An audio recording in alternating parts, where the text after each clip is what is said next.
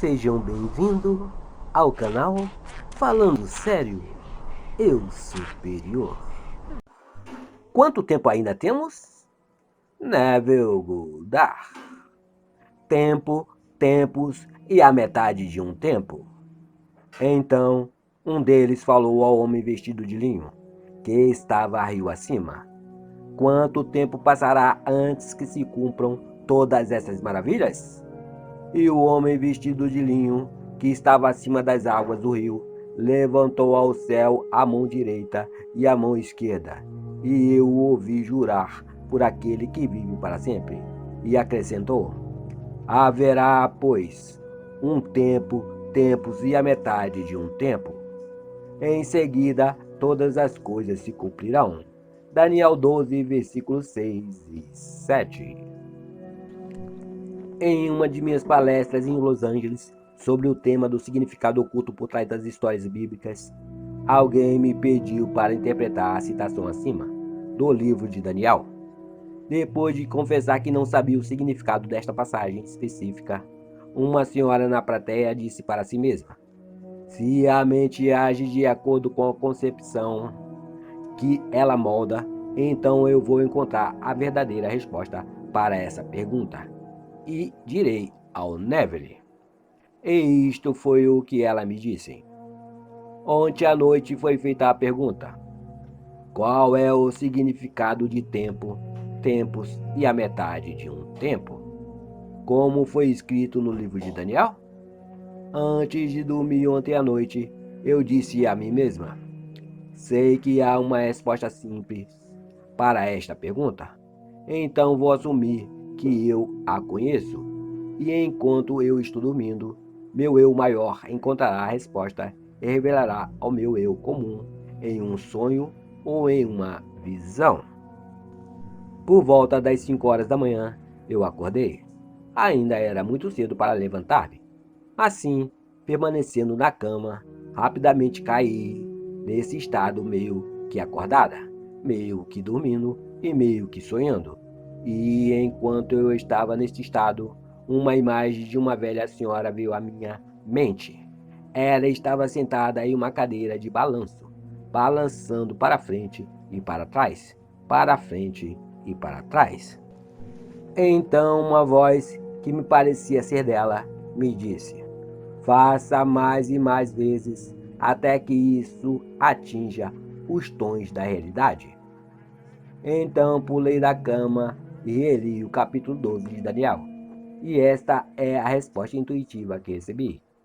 Considerando o sexto e o sétimo versículo, se constituiu a pergunta da noite passada.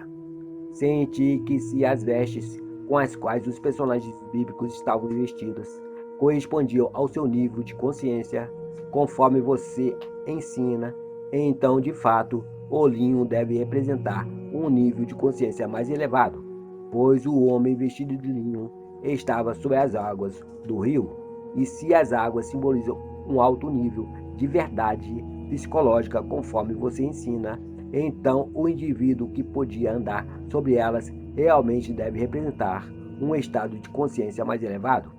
Senti, portanto, que aquilo que ele veio dizer devia, de fato, ser algo muito significativo.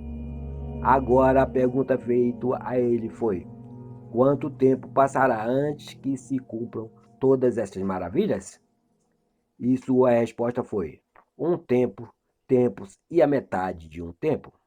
Lembrando da minha visão da velha senhora balançando para frente e para trás, e sua voz me dizendo para fazer mais e mais vezes até que isso atinja os tons da realidade, e lembrando-me que também que esta visão e sua instituição veio até mim em resposta à minha concepção de que eu sabia a resposta, senti intuitivamente que a pergunta ao homem vestido de linho se referia ao tempo que levara para que os nossos maravilhosos sonhos se tornem realidade.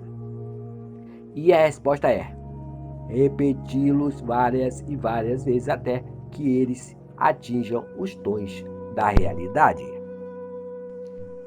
Um tempo significa um período para construir uma ação imaginária que se traduza na realização do desejo. Tempos quer dizer repetir esta ação imaginária por várias vezes, e a metade de um tempo significa o mesmo antes de dormir, enquanto se performa a ação imaginária, pois tal momento geralmente acontece antes da ação pré-determinada estar concluída, e, portanto, pode-se dizer que é uma metade ou a parte de um tempo. Obter internamente a compreensão desta passagem das Escrituras pela simples concepção de que ela sabia a resposta foi uma experiência maravilhosa para esta mulher. No entanto, para saber o verdadeiro significado de um tempo, tempos e a metade de um tempo, ela deve aplicar a compreensão em sua vida diária. Nunca os faltarão oportunidades para testar este entendimento, seja por nós mesmos ou pelos outros. Há alguns anos atrás, uma viúva que vivia no mesmo prédio que eu veio me ver para falar sobre seu gato. O gato era o seu companheiro fiel e era muito querido por ela. Ele, no entanto, tinha 8 anos de idade e estava muito doente, sentindo muita dor. Já havia alguns dias que ele não estava comendo e não saía debaixo de sua cama. 2 veterinários tinham examinado o gato e avisaram a mulher que o gato não poderia ser curado e que ele deveria ser sacrificado imediatamente. Eu sugeri que naquela noite, antes de se deitar, ela criasse em sua imaginação alguma ação que indicasse que o gato estava em sua antiga condição saudável. Eu aconselhei a fazer isso repetidamente até que isso adquirisse os tons da realidade para ela. Ela me prometeu que faria isso. No entanto, ou por falta de fé no meu conselho, ou por falta de fé na sua própria capacidade de realizar a ação imaginária, ela pediu para que a sua sobrinha passasse a noite com ela. Ela pediu isso para que, se caso o gato não estivesse bem pela manhã, sua sobrinha o levasse para o veterinário, e ela, sua dona, não precisasse ela mesma ter que enfrentar essa tarefa tão temida. Naquela noite, ela se aconchegou-se em uma poltrona e começou a imaginar que o gato estava brincando ao lado dela, arranhando os móveis da casa e fazendo diversas outras coisas em que ela normalmente não permitiria. Cada vez que ela via na sua mente se desviar de sua tarefa predeterminada de ver o gato normal, saudável e brincalhão, ela fazia sua atenção de volta para o quarto e começava novamente a sua ação imaginária. Ela fez isso várias vezes até que, finalmente, um sentimento de alívio caiu sobre ela e a fez dormir ainda sentada na poltrona. Por volta das 4 horas da manhã, ela foi acordada com um miado do gato. Ele estava de pé em sua cadeira.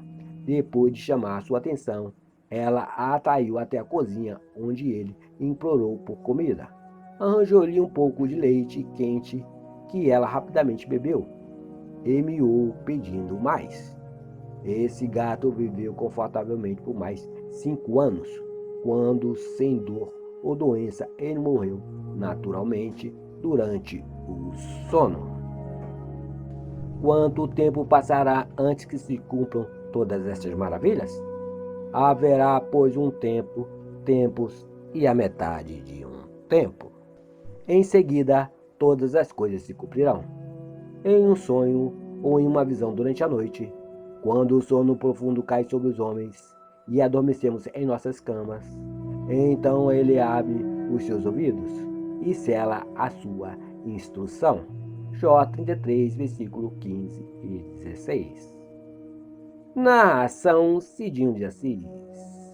Curtam, compartilhem, se inscrevam no nosso canal e não deixe de acionar o sininho para novos vídeos como este.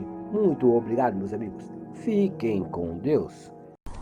Sejam bem-vindos ao canal Falando Sério, Eu Superior.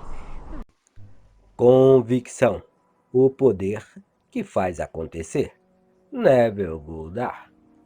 Pode a firme convicção de uma coisa fazê-la acontecer? E o profeta respondeu: Todos os poetas acreditam que sim, e nos séculos da imaginação, esta firme convicção removeu montanhas. Mas muitos são incapazes de uma firme convicção, qualquer que seja. William Blake. Cada um deve estar absolutamente convicto em sua própria mente. Romanos 14, versículo 15. Convicção é um esforço interno de intensa atenção. Escutar atentamente o que você ouve é invocar, é ativar.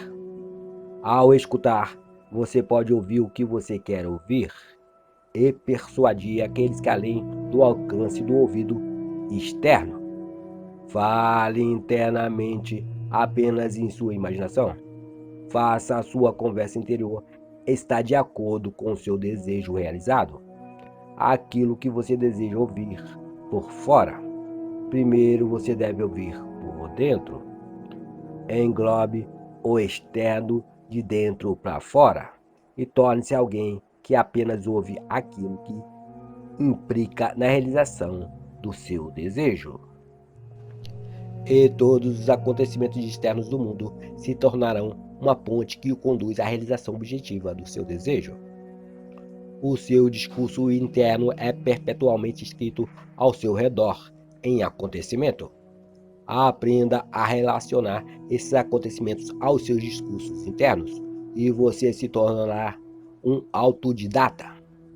Por discurso interno me refiro àquelas conversas mentais que você tem consigo mesmo. Elas podem ser inaudíveis quando você está acordado, por causa do ruído e das distrações do mundo exterior da manifestação. Mas elas são bastante audíveis nos sonhos e nas meditações profundas. Mas quer seja audível ou não, você vê o seu autor e forma o seu mundo à sua semelhança. Contudo, existe um Deus nos céus capaz de revelar todos os mistérios. Foi Deus quem mostrou ao rei Nabucodonosor o que acontecerá nos últimos dias. Teu sonho e as visões que passaram em tua mente, em sua cama, são assim? Daniel 2, versículo 28. Um discurso interno nas permissões do desejo realizado é a maneira de criar um mundo inteligível para si mesmo. Observe seu discurso interno, porque ele é a causa da sua ação futura. O discurso interior revela o estado de consciência através do qual você enxerga o mundo. Faça o seu discurso interior conduzir com a realização do seu desejo, porque o seu discurso interno se manifesta ao seu redor em acontecimentos. Afinal, todos tropeçamos de muitas maneiras. Se alguém não peca no falar, tal pessoa é perfeita e também capaz de dominar todo o seu corpo. Ora, ao colocarmos freio na boca dos cavalos para que eles nos obedeçam, assim conseguimos controlar todo o seu corpo. Observai, por exemplo, os navios, embora sejam de grande porte, é impulsionado por fortes ventos. São dirigidos apenas por um leme muito pequeno, de acordo com a vontade do seu comandante. Do mesmo modo, a língua é um pequeno órgão do corpo, no entanto, se vangloria de grandes realizações. Vede como um imenso bosque pode ser incendiado por uma pequena fagulha? Tiago 3, versículo 2 ao 5. Todo o mundo da manifestação nos mostra qual o uso que fazemos da palavra. O discurso interior, uma observação imparcial das nossas conversas internas, nos revelará as ideias pelas quais vemos o mundo. As conversas internas espelham a nossa imaginação, e a nossa imaginação espelha o estado com o qual estamos ligados.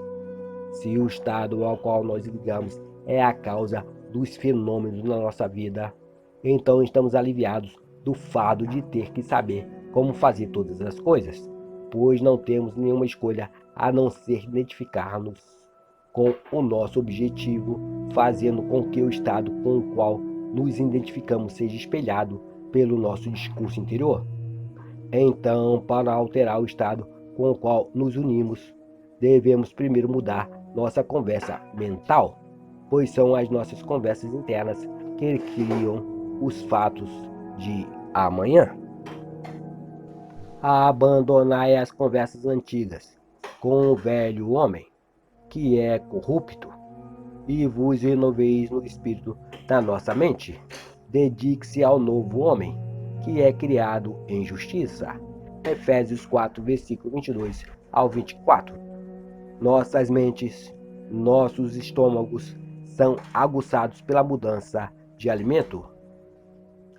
Acabe com toda a velha mecânica negativa em seu discurso interno e comece um novo discurso interior positivo e construtivo, baseado nas premissas do seu desejo realizado. O discurso interior é o começo, é o semear das sementes da ação futura. Para determinar uma ação, você deve conscientemente iniciar e controlar uma conversa interior. Construa uma frase que implica na realização do seu objetivo, tal como: eu tenho uma renda grande, estável, confiável, consistente, gerada com integridade e benefício mútuo. Ou sou casado e feliz. Sou desejado. Eu estou contribuindo para o bem do mundo. E repita tal frase várias vezes, até que você seja interiormente impactado por ela. Nosso discurso interior representa de várias maneiras o mundo em que vivemos. No princípio havia o Verbo. João 1, versículo 1. Aquilo que vos semeastes, vós colhereis. Vede os vastos campos, o sazum fez o semuã, o milho fez o milho, o silêncio e a escuridão entenderam. Assim nasce o destino de um homem, a luz da Ásia. Os fins revelam as origens. Aqueles que procuram por amor só manifestam seu próprio desamor. Aquele que não tem amor nunca encontra o amor. Só o amor pode encontrar o amor. E ele nunca tem que procurar por ele. O homem atrai aquilo que ele é. A arte da vida está em manter o sentimento da realização do seu desejo e deixar que as coisas venham até você e não ter que correr atrás delas ou pensar que elas correm de você. Observe o seu interior falar e lembre-se do seu objetivo. Por acaso eles coincidem? Sua conversa interna coincide com aquilo que você diria em alto e bom tom se você alcançasse o seu objetivo? O discurso interno do indivíduo e as suas ações atraem as condições de sua vida. Através de uma autoobservação imparcial e construtiva de sua conversa interior, você descobrirá onde você habita em seu mundo interior e onde você está no mundo interior e onde você se encontra no mundo exterior. Você aciona um novo homem sempre que os seus ideais e o seu discurso interior se correspondem. Só desta forma você pode ser o novo homem nascer. O discurso interior nasce na escuridão. Da escuridão se faz luz. O seu discurso interno é o mesmo discurso que você teria caso você realizasse o seu desejo. Em outras palavras, ele é o discurso da realização do seu desejo. Eu sou o que sou. Éxodo 3, versículo 14. Existem dois tesouros que Deus concedeu apenas ao homem e a nenhuma outra criatura mortal. Estes dois são a mente e a fala. E os tesouros da mente e da fala são equivalentes ao da imortalidade. Se um homem usa esses dois presentes justamente, ele nada se diferenciará aos imortais. E quando ele sair do corpo, sua mente e sua voz serão seus guias, e por ele será levado ao panteão dos deuses e das almas que alcançaram a felicidade. As circunstâncias e condições da sua vida são impressas pelo seu diálogo interno. Elas são o seu eco solidificado. O diálogo interno chama evento à existência. Em cada evento, o som da criação é a vida e a existência. Tudo o que o homem acredita e acontece como verdade se revela em seu discurso interior. Este é o verbo, a palavra, a sua vida. Tente perceber o que você está dizendo para si mesmo neste momento. Quais pensamentos e sentimentos você está consentindo? Eles serão perfeitamente tecidos na tapeçaria da sua vida. Para mudar a sua vida, você deve mudar o seu discurso interior, pois a vida, disse Hermes, é a união da palavra e da mente. Se a imaginação coincidir o seu discurso interno com a realização do seu desejo, então haverá um caminho reto e você mesmo, de dentro para fora, e o que está fora instantaneamente refletirá o que está dentro de você, e você vai ter a certeza que a realidade é apenas um reflexo do seu diálogo interno. Recebei com mansidão a palavra em voz implantada, a qual é capaz de salvar vossas almas. Tiago 1, versículo 21. Todos os estágios do progresso do homem foram feitos através do exercício consciente de sua imaginação, combinando com um discurso interno voltado à realização do seu desejo. E se o homem não conseguir isso perfeitamente, os resultados serão incertos, embora eles possam ser perfeitamente determinados. Uma persistente concepção do desejo realizado é o caminho para a realização de uma intenção. À medida que controlamos nosso discurso interno, adaptando-o à realização dos nossos desejos, nós podemos deixar de lado o outro processo. Então, simplesmente agimos por clara imaginação e intenção. Imagine o seu desejo realizado e mantenha suas conversas mentais sob esta premissa. Através dos discursos internos controlados sob a premissa da realização do seu desejo, aparentes milagres acontecem. O futuro se torna o presente e se revela em nosso discurso interior. Se concentrar em seu discurso interno sobre a realização do seu desejo é o mesmo que se ancorar em segurança na vida.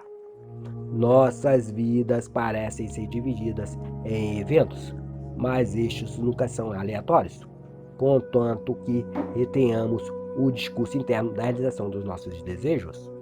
Toda felicidade depende do uso ativo e voluntário da imaginação para conceber e interiormente afirmar que nós somos o que queremos ser. Nós nos alinhamos com os nossos ideais constantemente, nos lembrando do nosso objetivo e nos identificando com ele. Alinhe-se com os objetivos, constantemente se voltando ao sentimento do seu desejo realizado. É a frequência, a atenção habitual, o segredo do sucesso. Quanto maior a frequência com que fazemos, mais natural se torna fazê-lo. A fantasia molda, a imaginação constitui. É possível resolver todas as situações com o uso correto da imaginação. Nossa tarefa é pegar a frase certa, aquela que implique que o nosso desejo está realizado, e bombardear a imaginação com ela. Tudo isso está intimamente ligado à misteriosa e sutil voz da consciência. O diálogo interior revela as atividades da imaginação e ativa aquilo que são as causas das circunstâncias da vida. Como regra, o homem que é totalmente ignorante do seu diálogo interno se considera não a causa, mas a vítima das circunstâncias. Para criar conscientemente uma circunstância, o homem deve conscientemente comandar o seu discurso interior, alinhando a voz da consciência aos seus desejos realizados. Ele chama as coisas que não são vistas como se fossem. Romanos 4, versículo 17. Um discurso interno adequado é essencial. Ele é a maior das artes. É a saída da limitação para a liberdade. A ignorância desta arte faz do mundo um campo de batalha e uma penitenciária onde apenas o sangue e o suor são esperados, quando ele deveria ser um lugar de maravilhas e crianças. Um diálogo interno adequado é o primeiro passo para você se tornar o que você quer ser.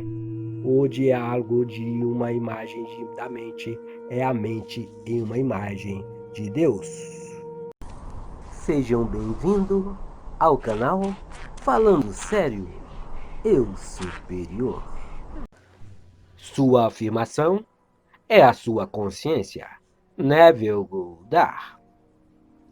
Pode o homem decretar alguma coisa e ela vir a acontecer?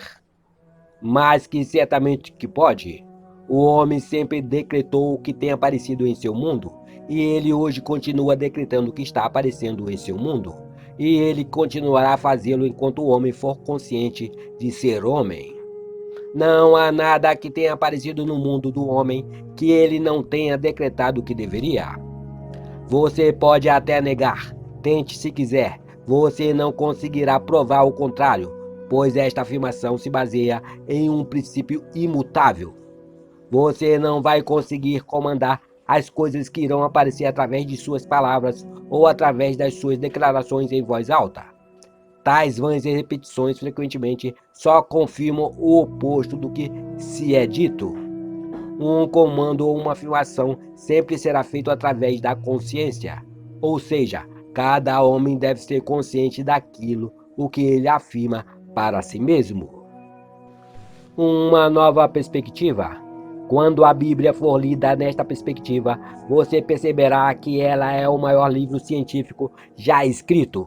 Ao invés de olhar para a Bíblia como o registro histórico de uma antiga civilização ou como a biografia da vida incomum de Jesus, veja como um grande drama psicológico ocorrendo na consciência de cada homem. Tome isto para si, e quanto menos esperar, o seu mundo passará dos estéreis desertos do Egito à terra prometida de Canaã. A natureza de Deus. Todo mundo poderia concordar com a afirmação de que todas as coisas foram feitas por Deus e que sem ela nada poderia existir. Porém, o que o homem não consegue chegar a um consenso é sobre a identidade de Deus. Todas as igrejas e sacerdócios do mundo discordam quanto à verdadeira identidade e à natureza de Deus. A Bíblia prova, sem sombra de dúvida, que Moisés e os profetas estavam 100% em concordância quanto à identidade e à natureza de Deus. A vida e ensinamentos de Jesus também se seguiram de acordo com as conclusões dos profetas antigos. Moisés descobriu que a natureza de Deus está na consciência do ser humano ao ouvir estas palavras muito pouco compreendidas. E disse Deus a Moisés: Eu sou o que sou. Disse mais: Assim dirás ao filho de Israel: Eu sou, me enviou a vós. Êxodo 3, versículo 4. Davi cantou em seus salmos: Aquietai-vos e saiba que eu sou Deus. Salmo 46, versículo 10. Isaías declarou: Eu sou o Senhor, e não há ninguém acima de mim. Não há nenhum Deus ao meu lado. Eu te cingirei, ainda que tu não me conheças. Eu formei a luz e criei a escuridão. Eu fiz a paz e criei o mal. Eu, o Senhor, faço todas as coisas. Isaías 45, versículos 5 e 7. A consciência de ser como Deus é repetida centenas de vezes no Novo Testamento. Para citar apenas algumas: eu sou o pastor, eu sou a porta, eu sou a ressurreição e a vida. Eu sou o caminho, eu sou o alfa e o ômega, eu sou o princípio e o fim. E novamente, quem dizes que eu sou? Não está escrito: eu, Jesus, sou a porta, eu, Jesus, sou o caminho. E nem foi dito: quem dizes que eu, Jesus, sou? Está claramente escrito: eu sou o caminho. A consciência do ser é a porta através da qual as manifestações da vida passam antes de ganharem forma no mundo. A consciência é o poder da ressurreição, ressuscitando aquilo que o homem é consciente de ser. O homem está sempre concebendo o que ele conscientemente é e deve ser. Esta é a verdade que liberta o homem. pois é o próprio homem que sempre se aprisiona ou sempre se liberta. Eu e meu pai somos um. Se você, ouvinte, desistir de todas as suas crenças antigas, de um Deus separado de você, e proclamar a Deus como a essência da sua consciência, como Jesus e os profetas fizeram, você irá transformar o seu mundo com a percepção de que eu e meu pai somos um. Estas afirmações, eu e meu pai somos um, João 10, versículo 31, meu pai é maior do que eu, João 14, versículo 28, parecem ser controversas, mas ser interpretadas tendo em conta o que acabamos de dizer no que se diz a respeito à identidade de Deus. Você vai notar que elas são completamente esclarecedoras. A consciência, sendo Deus, é como o Pai. Aquilo que você é consciente de ser é o Filho, dando testemunho de seu Pai. É assim com o indivíduo e as suas concepções. O indivíduo sempre é maior que as suas concepções. No entanto, ele sempre será um só com elas. Por exemplo, antes de você consciente de ser humano, você primeiro tem que ser consciente de ser apenas ser, existir. Depois, em seguida, você se torna consciente de ser homem ou ser mulher. E você ainda continua como indivíduo acima de suas concepções, sendo humano, sendo homem ou sendo mulher, somando ainda todas as outras concepções que você tem de si mesmo. Jesus descobriu esta verdade gloriosa, declarando-se ser um com Deus, não um Deus que o homem tenha moldado, pois ele nunca reconheceu tal Deus. Ele disse: se qualquer homem algum dia vier dizendo, procure aqui ou procure ali, não acredite nele, pois o reino de Deus está dentro de você. O céu está dentro de você. Portanto, quanto foi registrado que ele ascendeu até seu Pai? Foi dizendo que ele ascendeu em consciência ao ponto onde ele se tornou apenas consciente de ser, transcendendo assim as limitações de sua presente concepção de si mesmo, chamada Jesus. Seja aquilo que você deseja ser. Quando se é consciente de apenas ser, todas as coisas são possíveis. Ele disse: tudo o que determinar de realizar dará certo. Jó 22, versículo 28. Esta deve ser a sua determinação, elevar a sua consciência à naturalidade de ser aquilo que você deseja ser. Como ele expressou, eu, se me erguer sobre a terra, atrairei todas as pessoas até mim. João 12, versículo 32. Se eu erguer minha consciência à naturalidade daquilo que eu desejo, atrairei a manifestação do que desejo para mim. Pois ele afirma: nenhum homem vem a mim sem que o Pai dentro de mim o tenha chamado. E eu e meu Pai somos um. Portanto, a consciência é o Pai que está atraindo as manifestações da vida até você. Você está, neste momento, atraindo para si e para seu mundo tudo aquilo que você está consciente de ser neste momento? Agora você sabe o que se quis dizer com você precisa nascer de novo. João 3, versículo 7.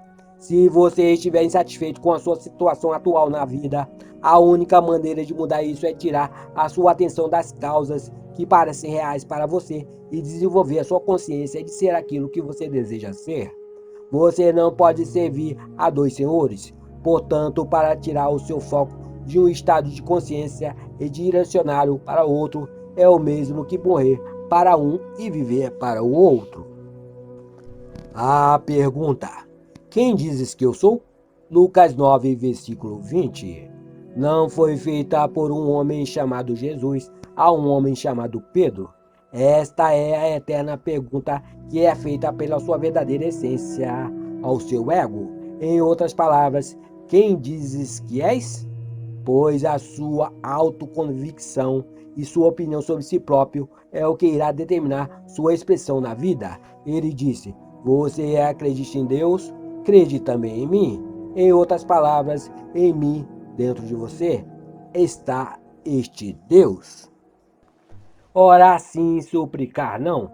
Para orar, então, reconheça-se como sendo aquilo que você deseja ser agora. ao invés de ter que aceitar ficar pedindo a um Deus que não existe pelas coisas que você deseja.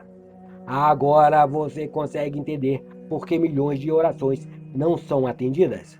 Os homens oram a um Deus que não existe. Por exemplo, ser consciente de ser pobre ao rezar a Deus para ter riqueza lhe trará a recompensa daquilo que você está consciente de ser, que é pobreza. As orações para ser bem-sucedidas devem ser declarações ao invés de súplicas. Então, se você quer rezar por riquezas, mude a imagem de pobreza, ignorando as evidências dos seus sentidos e assumindo a natureza de ser rico. Nos foi dito: quando você orar, vá para dentro em segredo e feche a porta, pois aquilo que teu pai vê em segredo te será dado abertamente em recompensa. Mateus 6, versículo 6. E aqui nós identificamos o Pai como sendo a consciência de ser. Eu sou o caminho. Também identificamos a porta como sendo a consciência do ser. Então, fechar a porta significa desligar-se do que eu estou consciente de ser agora e então declarar ser o que eu desejo ser.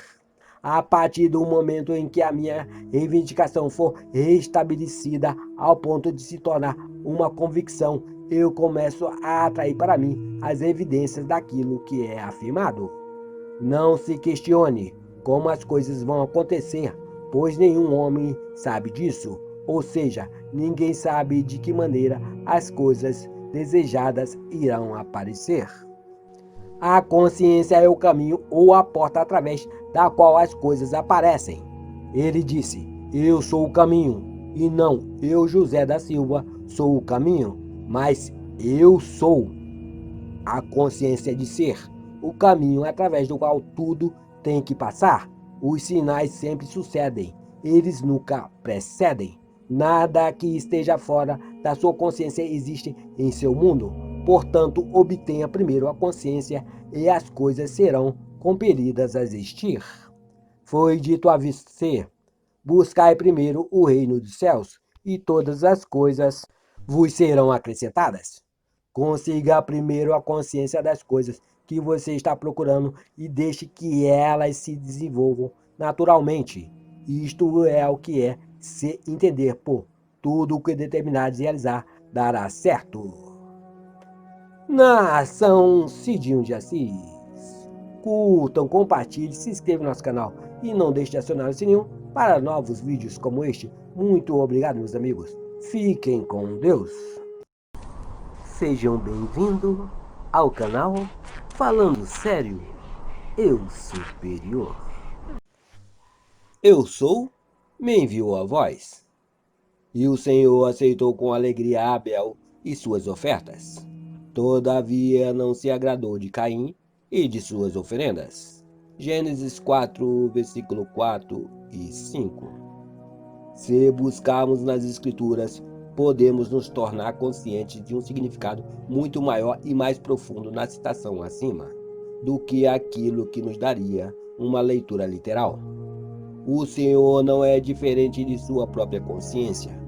Assim dirás ao filho de Israel: Eu sou, me enviou a vós. Êxodo 3, versículo 14. Eu sou é a autodefinição de Deus. Caim e Abel, como os netos do Senhor, podem ser apenas personificações de duas funções distintas da sua própria consciência. O autor do livro de Gênesis, na realidade, está buscando nos mostrar dois estados opostos da alma humana. E ele usou dois irmãos para representar esses estados. Os dois irmãos representam as duas visões distintas sobre o mundo possuído por todos. Uma é a percepção limitada dos sentidos, e a outra é uma visão imaginativa do mundo.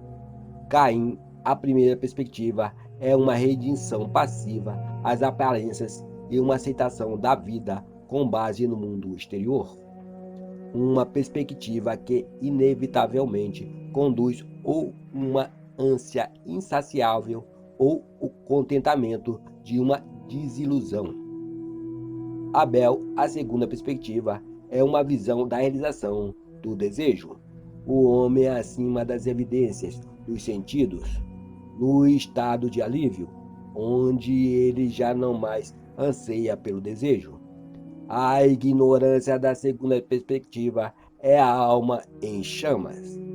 O conhecimento sobre ela é as asas que o levarão para o céu do desejo realizado. Vinde, comei do meu pão e bebei do vinho que preparei. Abandonai a insensatez e vivei. Andai pelo caminho do arrependimento.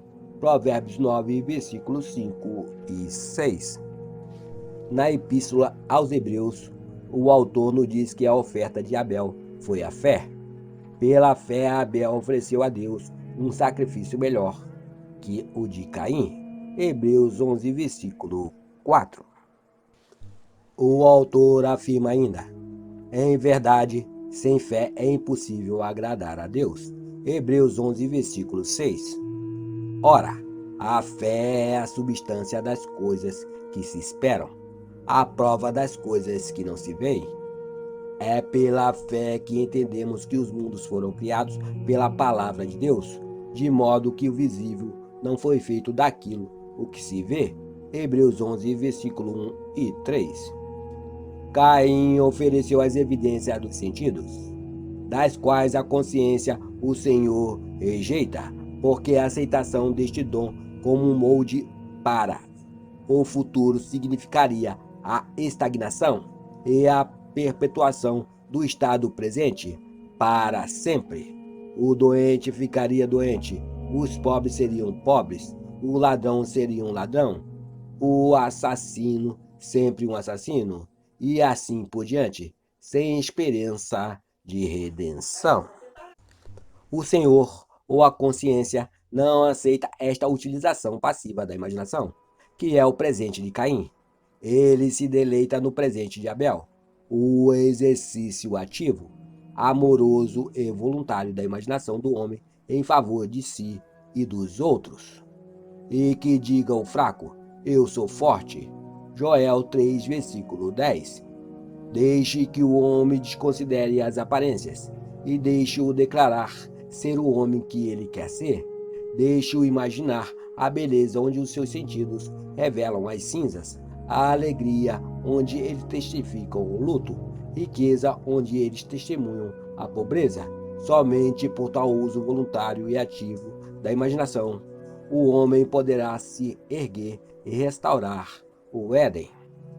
O ideal está sempre à espera de ser encarnado, mas a menos que nós mesmos oferecemos este ideal ao Senhor, a nossa consciência, ao supor que nós já temos e somos aquilo que queremos encarnar, este não será capaz de nascer. O Senhor precisa do Cordeiro diário da fé para moldar o mundo em harmonia com os nossos sonhos. Pela fé, Abel ofereceu a Deus um sacrifício melhor que a de Caim. Hebreus 11, versículo 4. A fé significa o fato evidente em favor da verdade que não se vê. A fé se apropria rapidamente da verdade fundamental por meio de uma concepção e estados invisíveis tornam-se fatos visíveis. Para que serve a fé se não para acreditar no que não se vê? Santo Agostinho. Bem recentemente, eu tive a oportunidade de ver os resultados maravilhosos de uma pessoa que teve fé para acreditar naquilo o que ela não via. Uma jovem mulher me pediu para visitar sua irmã e seu sobrinho de 3 anos. Ele era um belo menino saudável, com olhos azuis e uma pele lisa, excepcionalmente impecável. Daí então, ela me contou a sua história. Ao nascer, este menino era perfeito em todos os sentidos, exceto por uma grande e terrível marca de nascença que cobria um lado de seu rosto. Seu médico informou-lhes que nada poderia ser feito para remover este tipo de cicatriz. Visita a vários especialistas apenas confirmaram o seu laudo. Ouvindo o veredito, a tia se empenhou na tarefa de provar sua fé, que uma concepção, mesmo que negada pelas evidências dos sentidos, se for persistida, se transmutará em um fato. Toda vez que ela pensava no bebê, o que era frequente, ela via na sua imaginação um bebê de 8 meses de idade com um rosto perfeito, sem qualquer traço de uma cicatriz. Não era fácil, mas ela sabia que neste caso o presente de Abel agradaria a Deus. Ela persistiu em sua fé. Ela acreditava no que não estava lá para ser visto. O resultado foi que ela visitou a irmã no dia em que a criança completou 8 meses e descobriu que ela estava com uma pele perfeita, sem mácula, sem os vestígios de qualquer marca de nascença havia sido presente. Sorte? Coincidência? Exclama Caim. Não!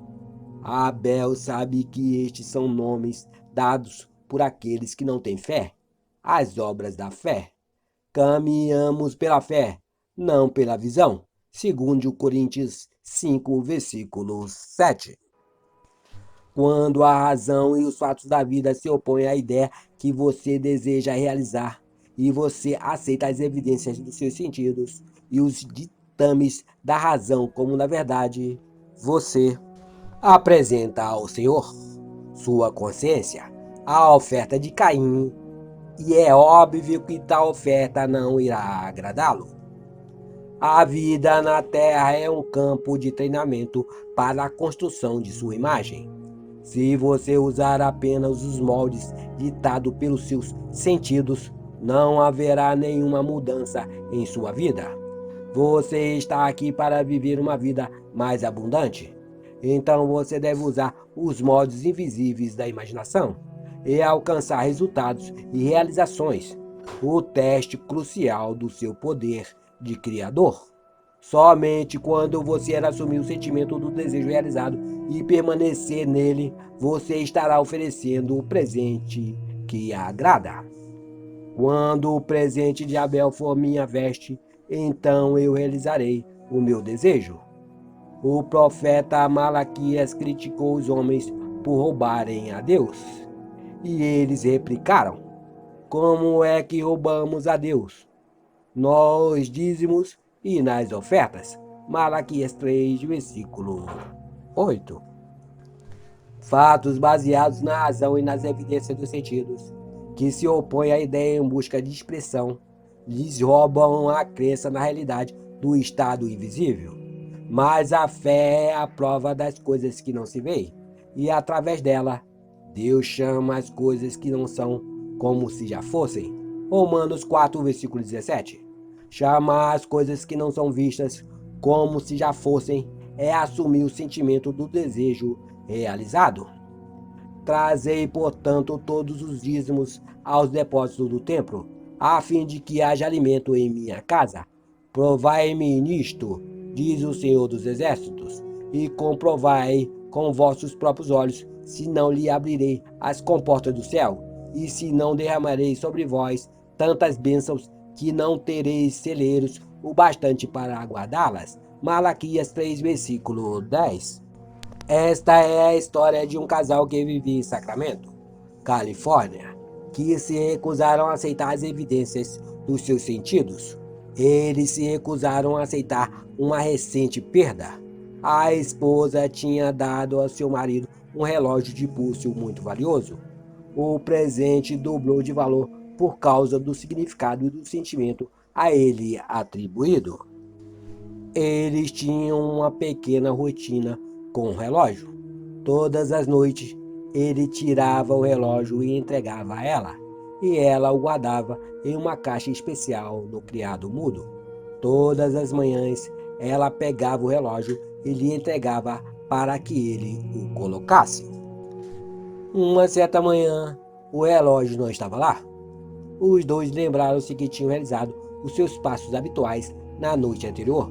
Portanto, o relógio não foi perdido ou extraviado, mas roubado. Apesar da situação, eles se decidiram a não aceitar o fato que o relógio realmente se foi. Eles disseram um ao outro: esta é uma oportunidade para praticar o que acreditamos. Eles decidiram que, em sua imaginação, eles iriam realizar o seu ritual de costume, como se o relógio realmente estivesse lá. Na sua imaginação, todas as noites o marido tirava o relógio e o entregava à sua esposa, enquanto na sua imaginação ela o pegava e o guardava cuidadosamente. Todas as manhãs ela pegava o relógio de sua caixa e novamente o entregava ao seu marido, que por sua vez o colocava no pulso. Isso eles fielmente fizeram por 2 semanas. Após esta vigília de 14 dias, um sujeito entrou na única joalheria que havia em Sacramento, onde o relógio foi reconhecido. Como esse sujeito trouxe uma joia para ser avaliada, o dono da loja reconheceu o relógio de pulso que ele usava, sob o pretexto da necessidade de realizar um exame mais detalhado na joia. Ele entrou em seu escritório no interior da loja e chamou a polícia.